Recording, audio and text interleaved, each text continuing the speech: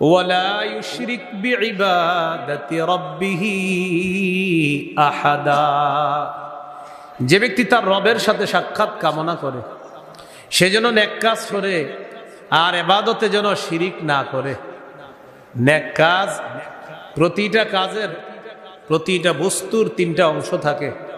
একটা হলো আকৃতি, আরেকটা হলো আত্মা, আরেকটা হলো ফলাফল। আমল এটার একটা দেহ আছে।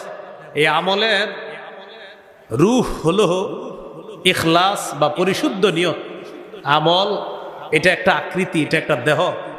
এই আমল নামক দেহ, এটার আত্মা হলো ইখলাস, পরিশুদ্ধ নিয়ত। এই জন্য ইমাম বুখারী রহমতুল্লাহ আলাইহির শুরু হাদিসে আছে বুখারীর, ইন্নামাল আ'মালু বিন্নিয়াত। আমলের প্রতিদান দেওয়া হবে বিশুদ্ধ নিয়তের সাথে। এই হাদিসের মধ্যে মৌলিক দুইটি অংশ বলছেন।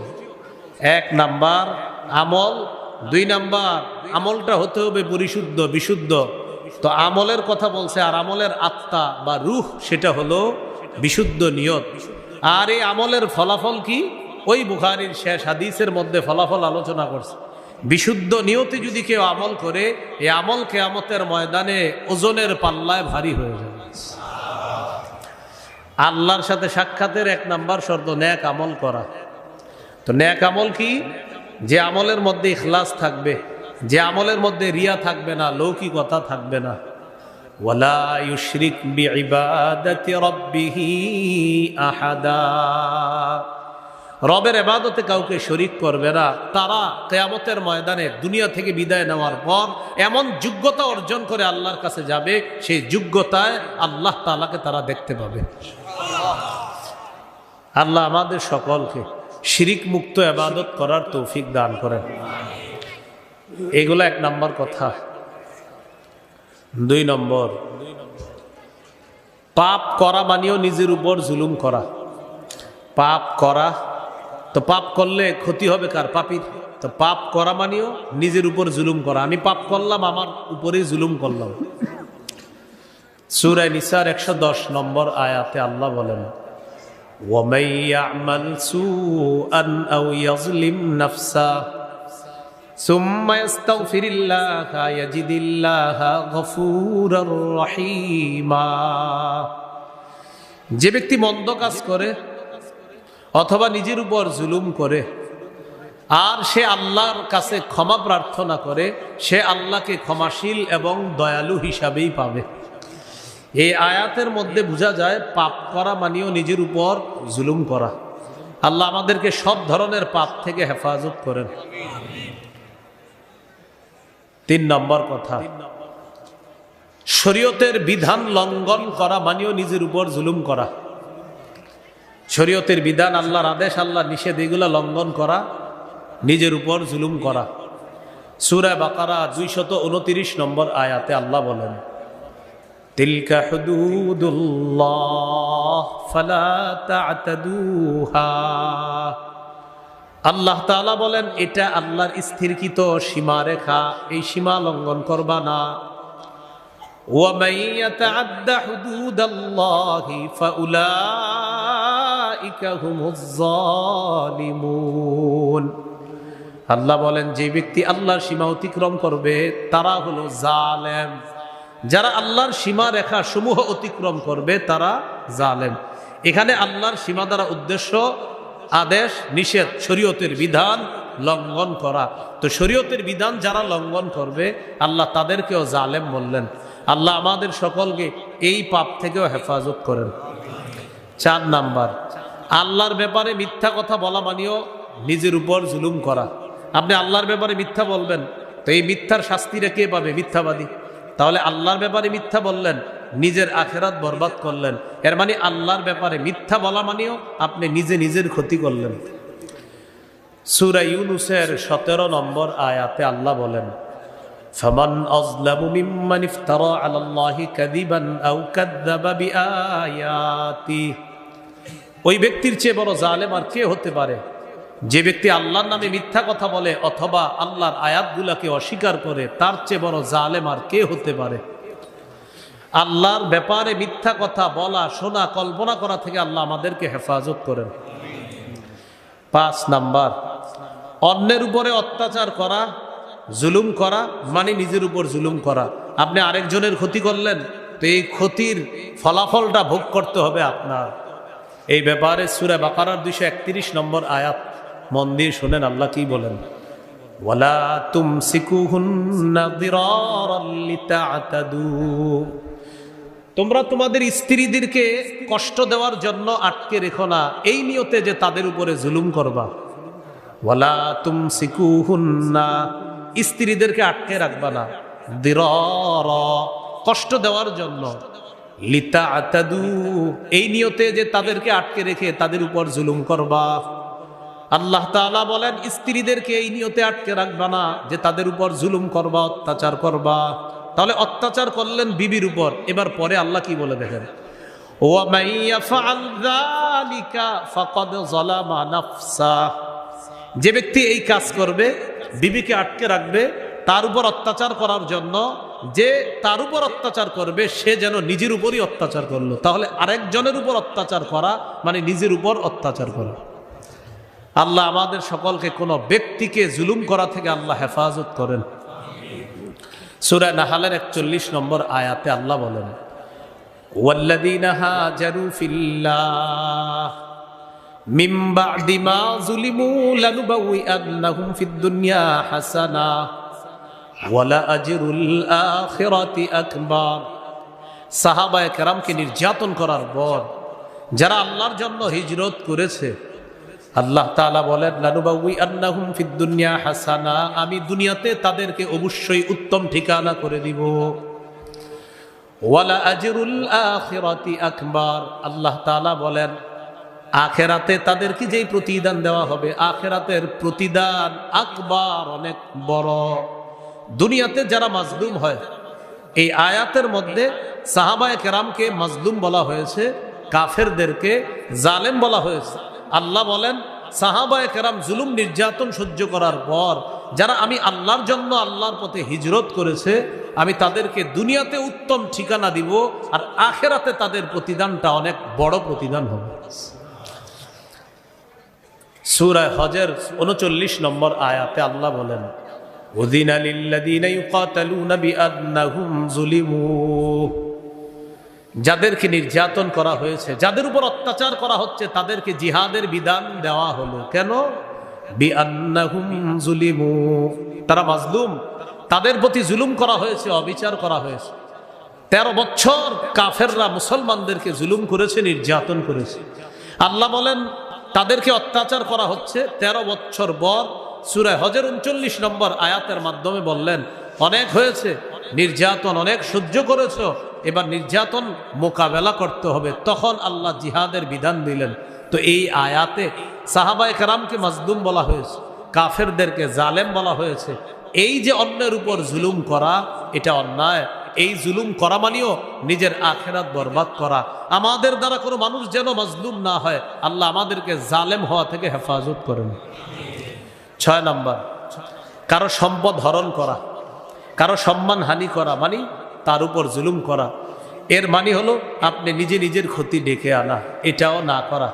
সহিহ বুখারীর বর্ণনা 2449 নম্বর হাদিস, قال رسول الله صلى الله عليه وسلم মান কানাত লিআখিহি মাজলিমাতুন, দুনিয়ার মধ্যে কেউ যদি কারো উপরে জুলুম করে থাকো, অন্যায় করে থাকো, অবিচার করে থাকো, ফালইয়াতাহাল্লাল মিনহুল ইয়াউম ক্বাবলা আন লা ইয়াকুনা লাহু দিনার ওয়ালা দিরহাম।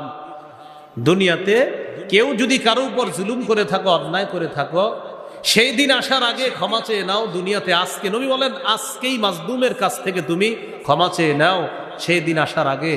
যেই দিন তোমার স্বর্ণ রূপা এইগুলা কোনো কাজে আসবে না, এই দিন আসার আগে তাড়াতাড়ি দুনিয়াতে আল্লাহর কাছে ক্ষমা চেয়ে নাও, আর মাজলুমের কাছ থেকেও তুমি রেহাই নিয়ে নাও, মুক্তি নিও। নবী বললেন আজকেই তুমি মাজলুমের কাছ থেকে তোমাকে মুক্ত করে নাও। আল্লাহর কাছে কিন্তু তুমি মুক্তির কোনো রাস্তা পাবে না। দিনার দিরহাম দিয়ে কোনো কাজে লাগানোর চেষ্টা করবা, সেদিন কোনো কাজ হবে না। তাহলে কারো সম্মানহানি করব না, কারো সম্পদ হরণ করব না। এই হাদিসে আসছে মিন ইরজিহি আও বিশাইইম মিন, সম্মানহানি করার মাধ্যমে অথবা অন্য কোনো মাধ্যমে কারো উপর জুলুম করা, নির্যাতন করা, এটাও জালেম সাব্যস্ত হওয়া। নবীজি বলেন এমনটা যদি কেউ করে থাকো, আজকেই দুনিয়াতে তুমি ওই মাজলুমের থেকে তাড়াতাড়ি মুক্তি নিয়ে নাও, রেহাই নিয়ে নাও। ওই দিন আসার আগে, যেই দিন স্বর্ণ, দিনার, রূপা এগুলা কোনো কাজে আসবে না। আল্লাহ তাআলা আমাদের দ্বারা কারো সম্মানহানি যেন আমরা না করি, এটা করা থেকে আল্লাহ আমাদেরকে হেফাজত করেন। 7 নাম্বার, আল্লাহর ঘরে বাধা দেওয়া জুলুম। সূরা বাকারা আল্লাহ বলেন ওয়ামান আযলামু মিম্মান মানাআ মাসাজিদাল্লাহ আইয়ুযকারা ফীহা ইসমুহু। আল্লাহর ঘরে আল্লাহর নাম নেওয়া হবে, এই আল্লাহর ঘরে বাধা দেওয়া, এর চেয়ে বড় জুলুম আর কি হতে পারে? কামাল পাশা, তুরস্কের ইসলামী খেলাফত ছিল। কামাল পাশার মাধ্যমে ইংরেজরা সর্বপ্রথম ধর্ম নিরপেক্ষতার স্লোগান তার মুখ থেকে বের করে, যেই স্লোগানটা এখনো আমাদের দেশ সহ অনেক মুসলমান রূপী মুনাফিক মার্কা শয়তানদের মুখ দিয়ে বের হয়। এই ধর্ম নিরপেক্ষ এই জাতীয় স্লোগান দিয়ে কামাল পাশা সর্বপ্রথম তুরস্কে আজান বন্ধ করে দিল, আয়া সোফিয়া মসজিদের মধ্যে নামাজ পড়া বন্ধ করে দিল, যেটা এরদোগান আল্লাহ তার হায়াতে বরকত দান করেন, তার মাধ্যমে আবার এখানে নামাজ চালু হয়েছে।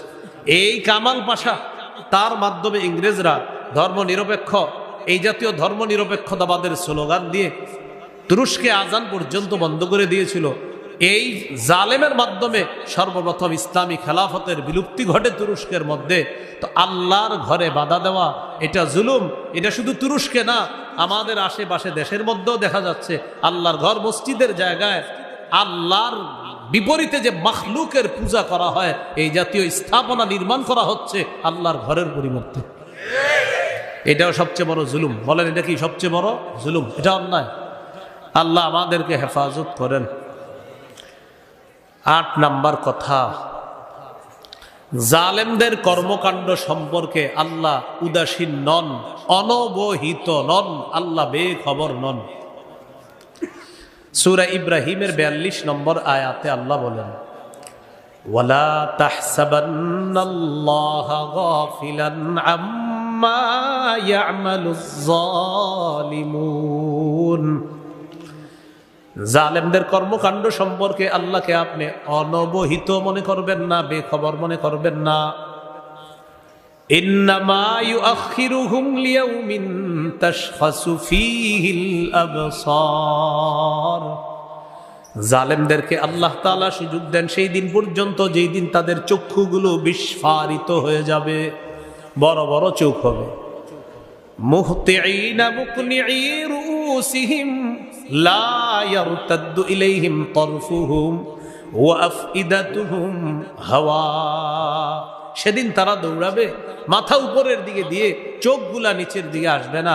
জালেমরা এত আতঙ্কে থাকবে, ভয়ে থাকবে, ভয়াবহতার কারণে শুধু উপরের দিকে তাকায় দৌড়াতে থাকবে, নিজের দিকে তাকানোর একটু সুযোগ পাবে না, প্রয়োজনীয়তা মনে করবে না।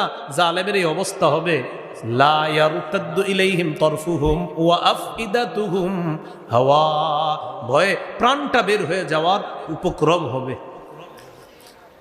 وأنذر الناس يوم يأتيهم العذاب فيقول الذين ظلموا ربنا أخرنا إلى أجل قريب نجب دعوتك ونتبع الرسل أولم تكونوا أقسمتم من قبل ما لكم من زوال। নবী আপনি মানুষকে সতর্ক করেন সেদিন সম্পর্কে, যেই দিন মানুষের কাছে আযাব আসবে। আযাব আসার পর জালেমরা বলবে আল্লাহ সামান্য সময় সুযোগ দিয়ে দাও, নজিব দাওয়াতাক, তোমার আহ্বানে সাড়া দিব, ওয়া নাত্তাবিউর রুসুল, রসুলদের কথা শুনবো। এটার 2 ব্যাখ্যা, একটু বুঝেন। মৃত্যুর সময় জালেম যখন মৃত্যুর যন্ত্রণা দেখবে, আল্লাহকে বলবে আল্লাহ আর একটু সুযোগ দেন, দুনিয়াতে থাকি। আল্লাহ বলবেন কেন? জালেম বলবে আল্লাহ আপনার আহ্বানে সাড়া দিব, রসুলদের কথা মতো চলবে।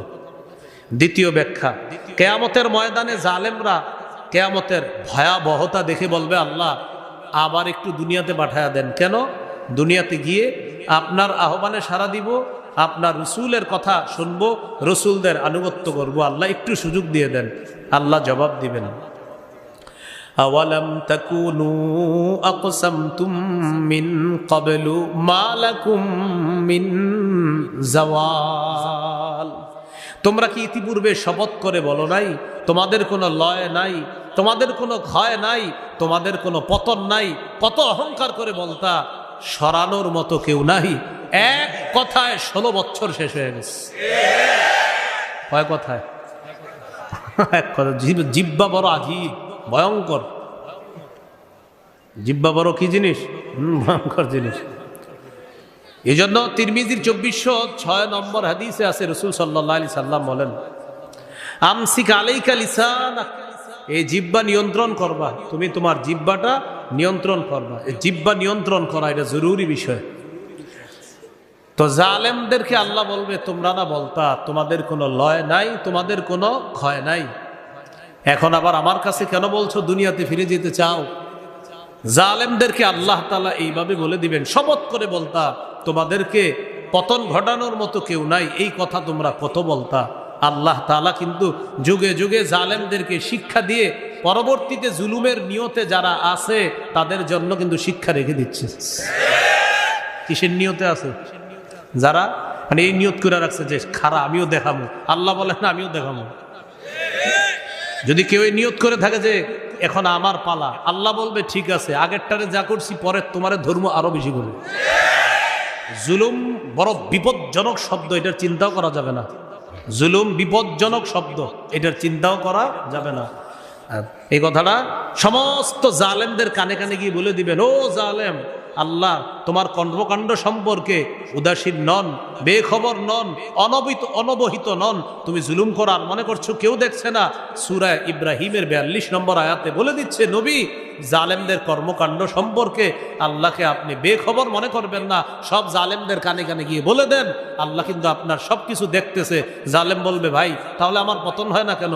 বলে দিবেন, আল্লাহ আপনারে সুযোগ দিচ্ছে, হঠাৎ যেদিন ধরবে সেদিন খবর আছে।